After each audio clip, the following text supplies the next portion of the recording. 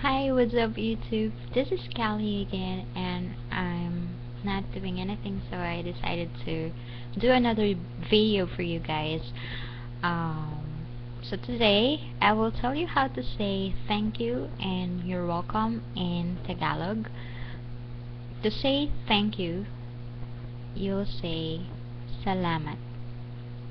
Sa-la-mat. Salamat. To say you're welcome, you'll say walang anuman. Walang anuman.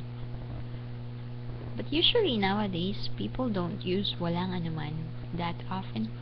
So it's okay just to say you're welcome. But so you know, then that's walang anuman.